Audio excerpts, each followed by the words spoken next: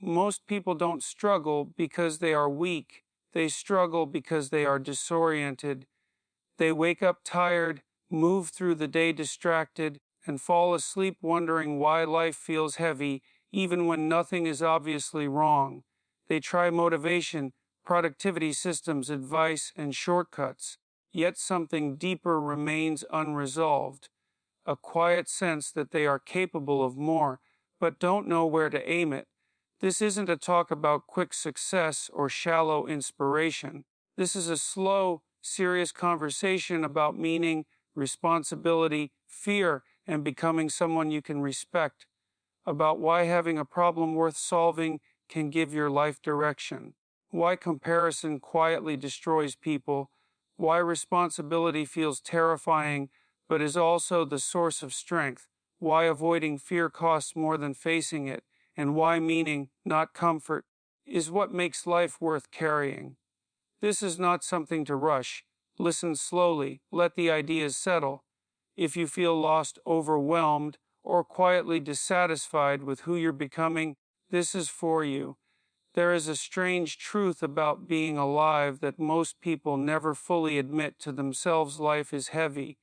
Even when things appear to be going well, when there is food on the table, work to do, people around you, there is still a weight that follows you. It sits quietly in your chest when you wake up in the morning. Responsibility, uncertainty, time passing, the awareness that choices matter, that mistakes accumulate, that life is finite. You feel it most clearly at night, when distractions fade and you're left alone with your thoughts. If you don't have something that gives that weight meaning, the weight does not disappear. It changes form. It turns into bitterness. It turns into resentment. It turns into a quiet, corrosive question that repeats itself again and again. What's the point? This is where many people begin to break, not loudly, not dramatically, but slowly. They become cynical. They become detached. They tell themselves they're just being realistic, when in truth they're slowly losing orientation. And this is why there is nothing better to have than a problem worth solving. That idea is often misunderstood. It's not a motivational slogan. It's not about staying busy or pretending everything is fine.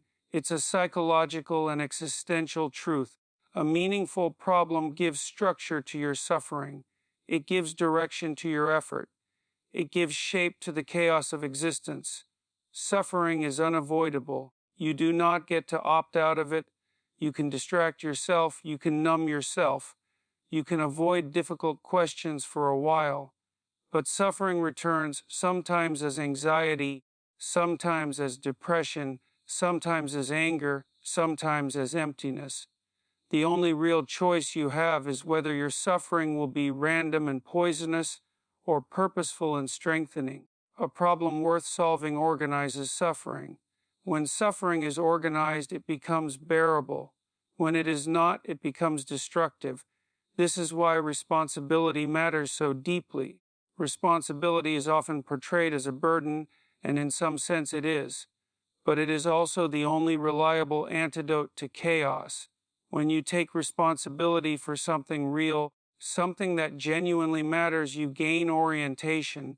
You stop drifting. You stop waking up asking life what it owes you. Instead, you begin asking what you owe life.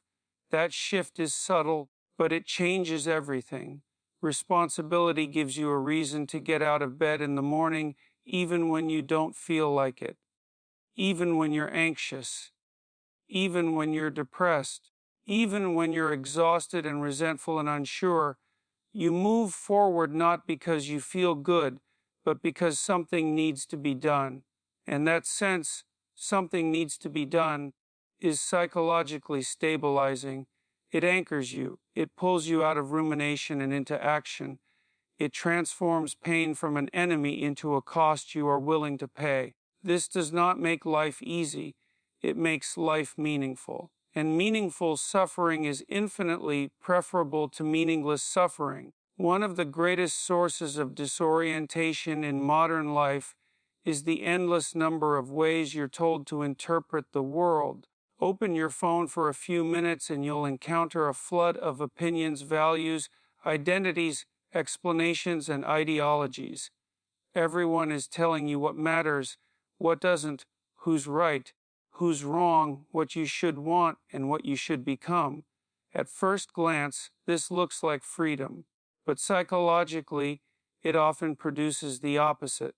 When there are too many interpretations and no clear standard for meaning, people lose their sense of direction. It's like being dropped into a vast desert with roads stretching out in every direction.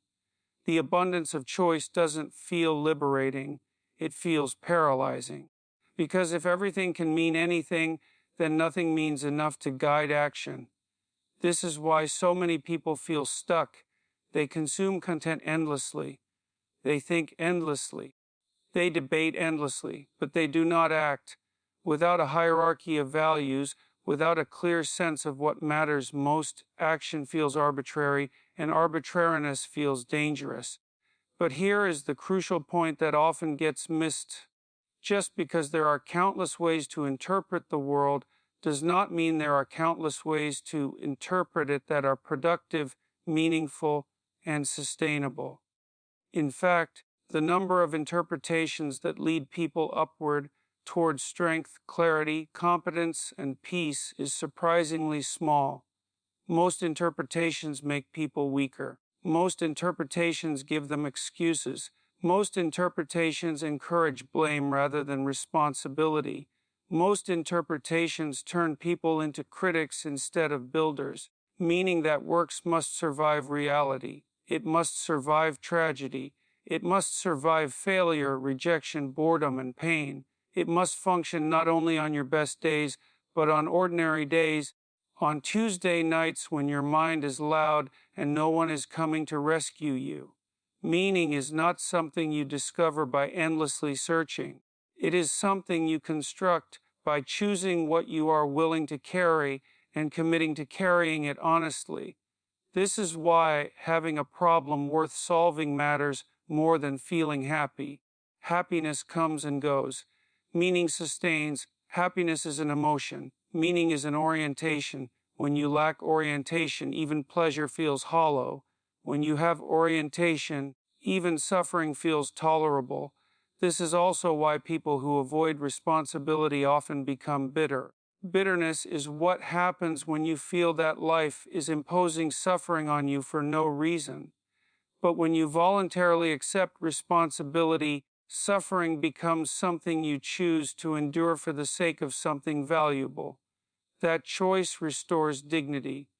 It allows you to stand upright in your own life. You stop waiting to feel motivated. You stop demanding perfect conditions.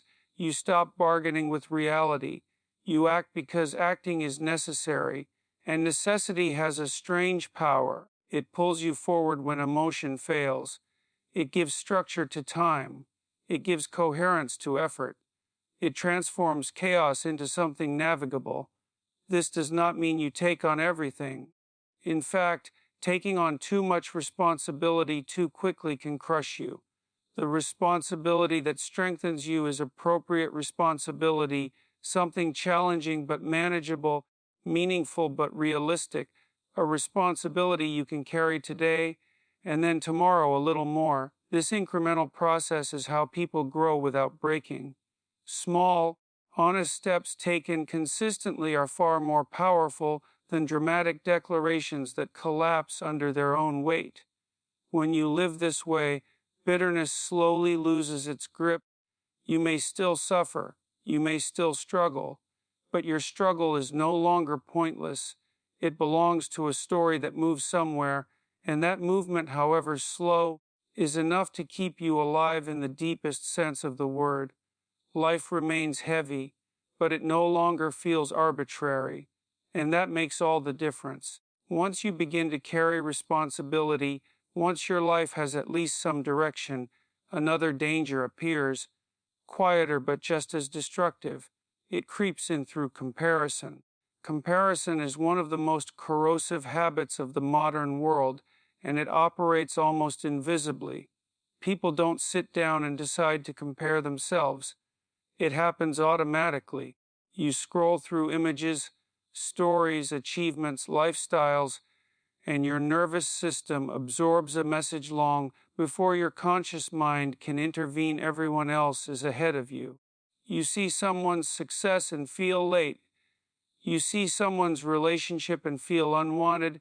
You see someone's confidence and feel deficient. You see someone's lifestyle and feel like you're failing.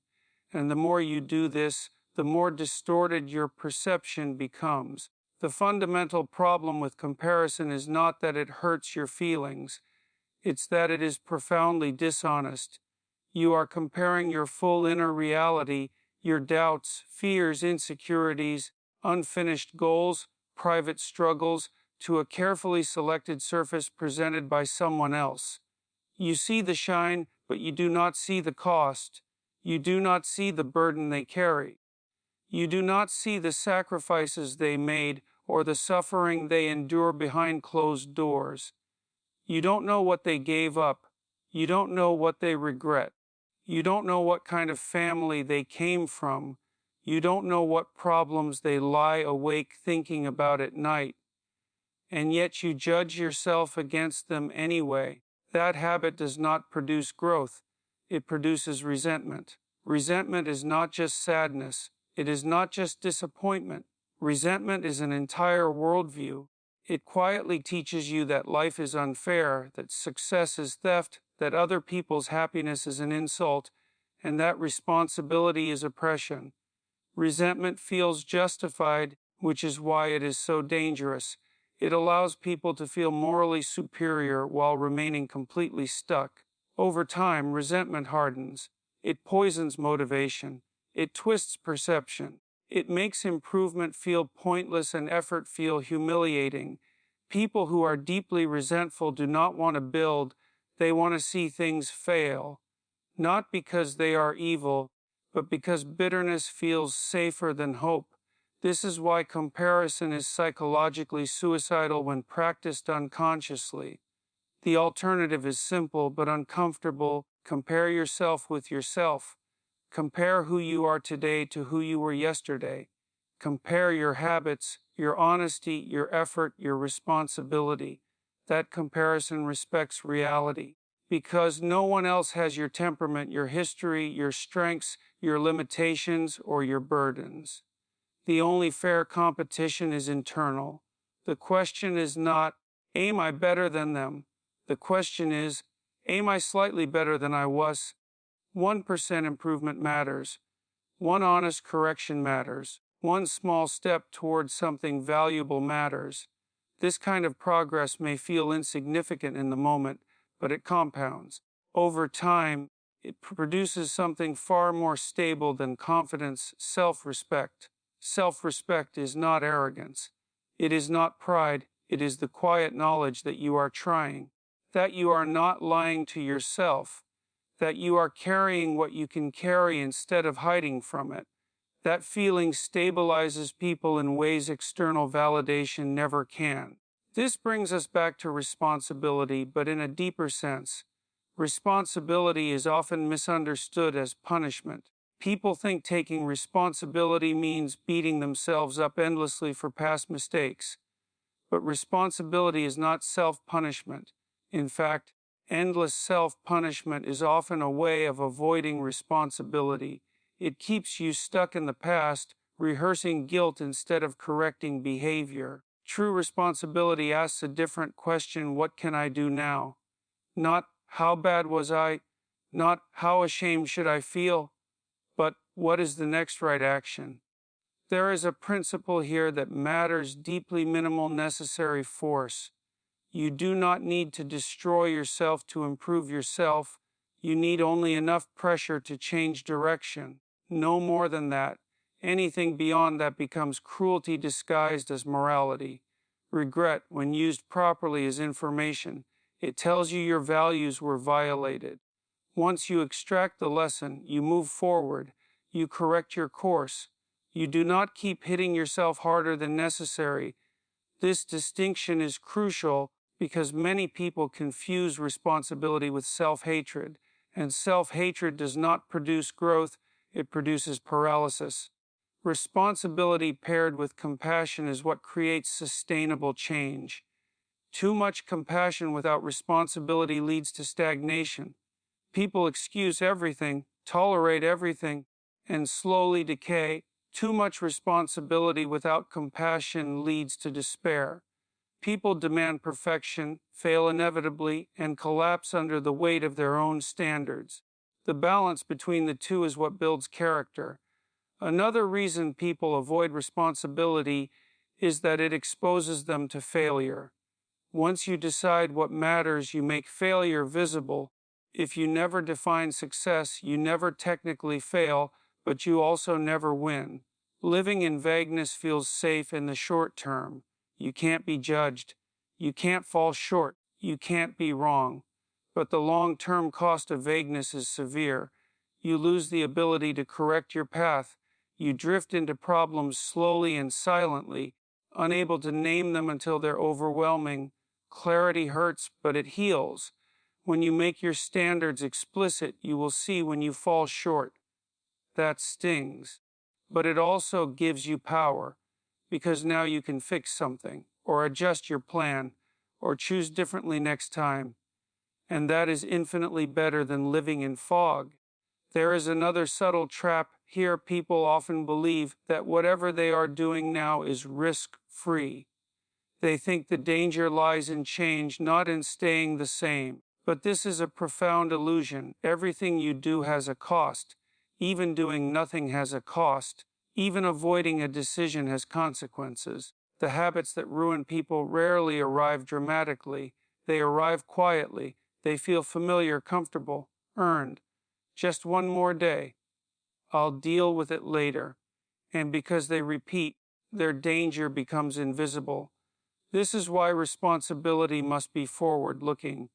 You must consider not only how your actions feel now, but what they accumulate into over time. The present is never free. It is always shaping the future. Self-respect grows when you align your actions with your long-term values rather than your short-term emotions. When you do what you said you would do, even when no one is watching, you build trust with yourself. And self-trust is one of the deepest sources of confidence a person can have. Over time, people who cultivate self-respect begin to stand differently.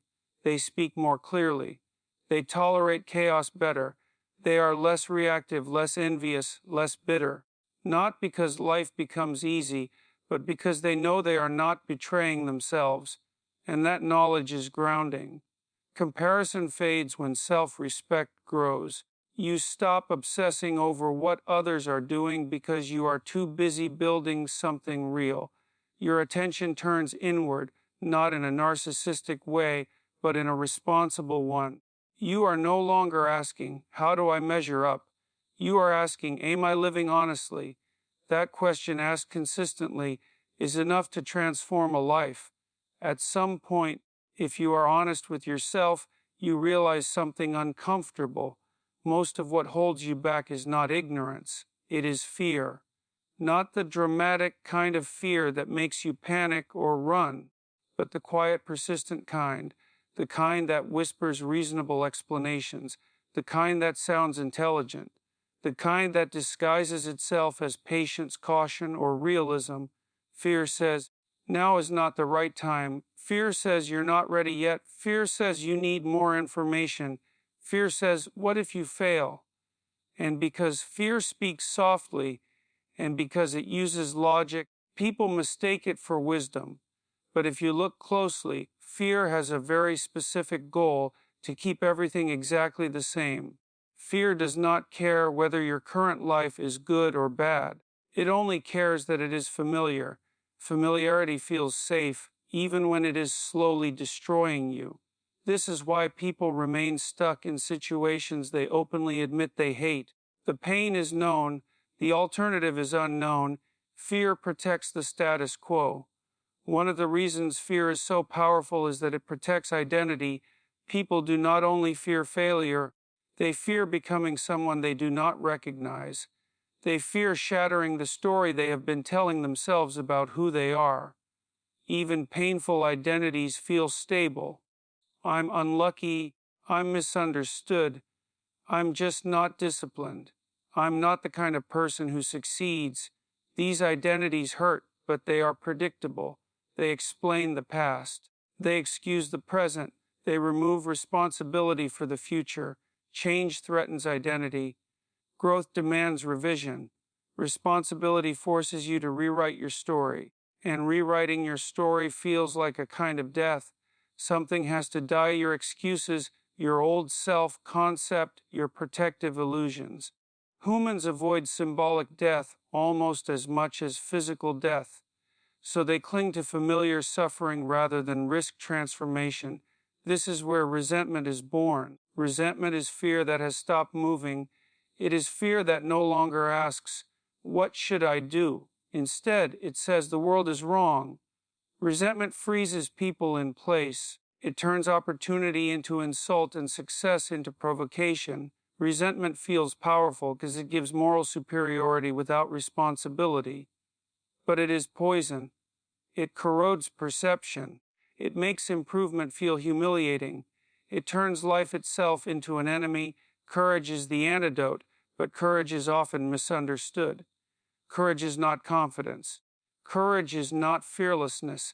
Courage is not knowing everything will work out. Courage is acting while fear is present. Confidence usually comes after courage, not before it. People wait to feel ready, but readiness is often the result of movement, not the prerequisite. The courageous person says, "I'm afraid, and I will still move." They step forward with incomplete information, imperfect skills, and shaking hands. And strangely enough, this is how competence is born. Now, fear would be manageable if time were infinite, but time is not negotiable. Time does not warn you, it does not threaten you, it does not bargain, it simply passes. One of the most painful realizations people have later in life is not that they failed, but that they hesitated. That years went by without deliberate choice. That life happened to them while they waited for clarity, confidence, or permission. Procrastination is dangerous precisely because it does not feel like self-destruction. It feels like delay, but delay accumulates. One day becomes a year becomes a decade, and suddenly the future you were waiting to start has become the past you regret. This is why discipline matters so deeply. Discipline is not punishment, it is not harshness, it is not self-hatred. Discipline is choosing voluntary discomfort now to avoid involuntary suffering later. Everyone suffers. The difference is timing and control. People without discipline suffer later, when options are limited and consequences are severe. Disciplined people suffer earlier, in smaller doses with far greater leverage. Discipline is not about motivation. Motivation is unreliable. It comes and goes. Discipline is about commitment, doing what is necessary even when it is not emotionally rewarding. This is where many people get stuck. They wait to feel motivated before acting. But this is like waiting to feel strong before lifting weights. Strength is built through effort, not granted beforehand. Action precedes clarity more often than people want to admit. You learn what is wrong with your plan by implementing it. You discover your blind spots through failure. You refine direction through feedback, not through endless thinking.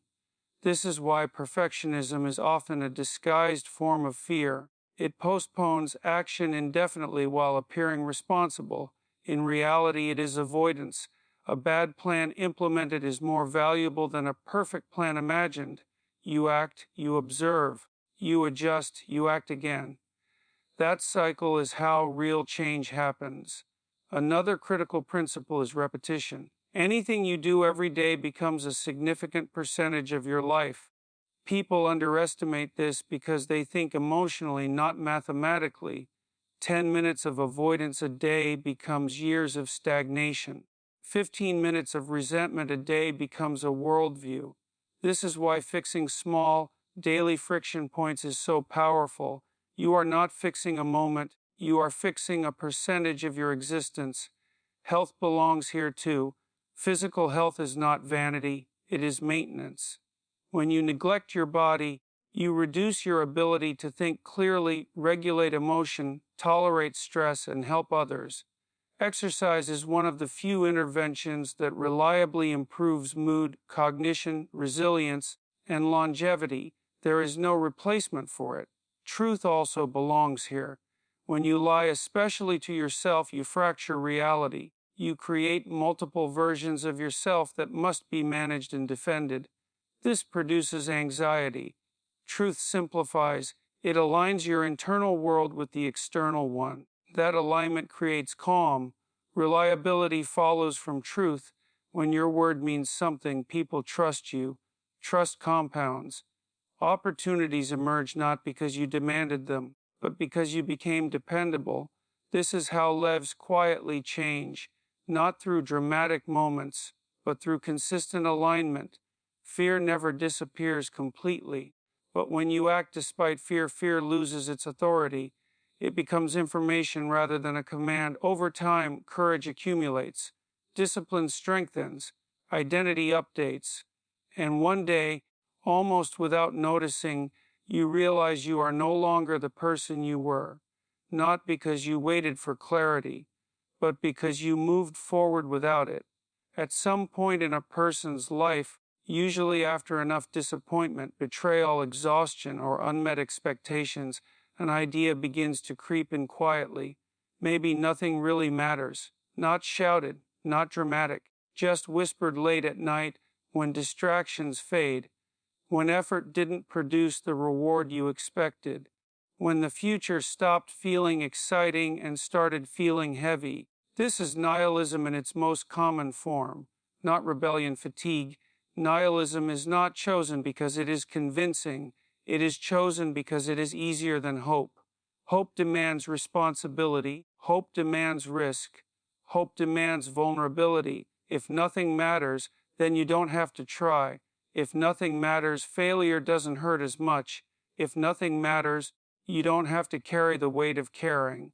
That's why nihilism is tempting. But nihilism does not remove suffering. It removes the justification for enduring it. You still feel pain. You still feel loss. You still feel anxiety and regret. But now it is pointless. That is not liberation. That is collapse. This is where meaning becomes essential, not as optimism, not as denial, but as resistance. Meaning is the decision to respond to suffering with responsibility rather than bitterness. It is the refusal to let pain turn you into someone cruel, small, or destructive. Meaning allows you to suffer without becoming resentful. And that matters because bitter people do not just suffer quietly, they spread their suffering outward. Families break under bitterness. Relationships corrode. Workplaces decay. Entire cultures rot when resentment becomes normal.